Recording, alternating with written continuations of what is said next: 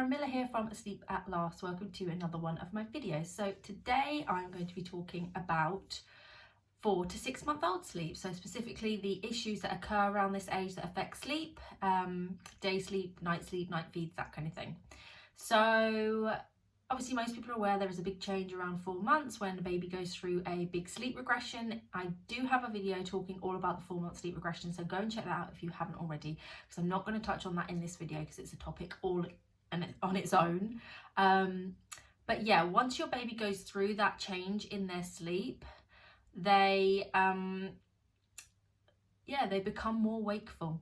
And if you've got any sleep associations like a dummy, for example, or if you are doing a lot of assisting to sleep, this is a great time to stop or back off doing that assistance or giving the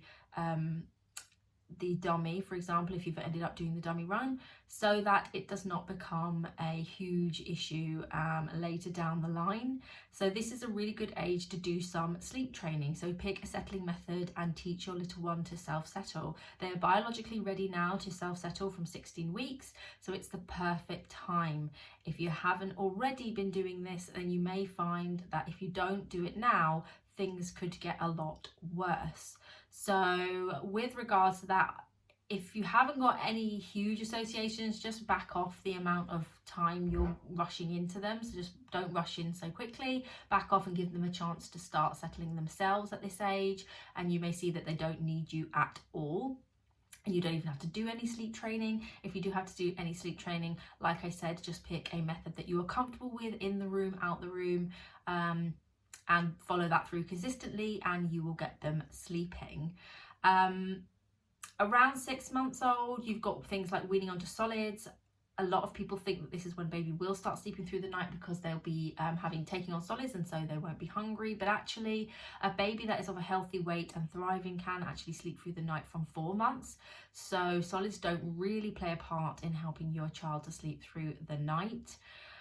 They in order for them to take the sufficient amount of solids, and solids are really important because they do need to start getting more iron and zinc in their diet from 6 months onwards. It's important that you are not feeding them multiple times at night, because obviously if you're doing this, they're going to take less solids when you come to wean them. So night feeds is something that you should think about dropping from 4 months. Again, if they're a healthy weight, you're looking for possibly a dream feed around 10-11 or an awake feed, and then maybe one more feed during the night. Anything more than that is excessive and not necessary for this age group. I know a lot of people get scared about that because babies still seem really small, but actually there is a huge change around this age where they suddenly do become, really quite robust. And you have to bear in mind that biologically as humans, we are programmed to sleep at night, and this is the same for babies once they're out of the newborn phase. So you want to try and encourage that as much as possible by avoiding feeding them and having the sleep environment conducive to sleep. So really dark. I carry on using white noise if you've been using that since birth. If you haven't been using it from birth, you can try using it with this age group, but it doesn't always work to introduce it at this time, but you can give it a whirl and see. Use a sleeping bag, or continue using a swaddle if your baby isn't rolling. It's perfectly safe to do so. Comfy toys are really good to introduce to this age as well, because they're starting to hold onto things. Even if they don't hold it, offer it to them. Obviously make sure that it is breathable. Muslin style ones are the safest, really.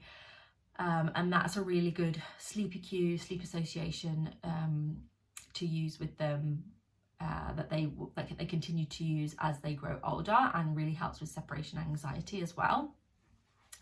And generally, in terms of day sleep for this age group, you're looking to get them established on about 3 naps across the day. So you're looking specifically or ideally for a short morning nap of about 40 minutes, 45 minutes maximum, and then a long 2-hour nap in the afternoon after they've had some lunch, and then a very short 3rd nap, no longer than sort of 40 minutes before 5 o'clock, and then bedtime asleep by 6 or 6:15.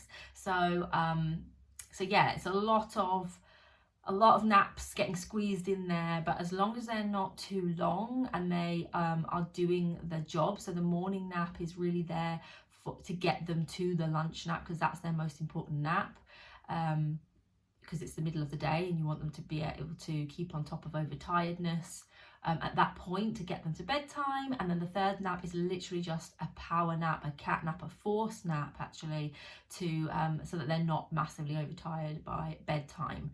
And if you're on 4 naps, it's usually that you've got 2 naps squeezed in the morning. You just need to stretch that awake window a bit so that you can just cut down to 1 nap rather than 2 naps in the morning, so that by the time they are on 6 months, they're well established on 3 naps. And then, like I say, the early bedtime as well, rather than 7 o'clock. They really do well at this age with an earlier bedtime. And it's great for you to have all that time in the evening to yourself from 6 o'clock onwards. With regards to bedtime routine, because they are going to bed that little bit more early, don't stress about having to give them a bath every night. Just keep it quiet time for about half an hour beforehand. Get into pajamas, do story time, give them their comfy toy and pop them down to sleep.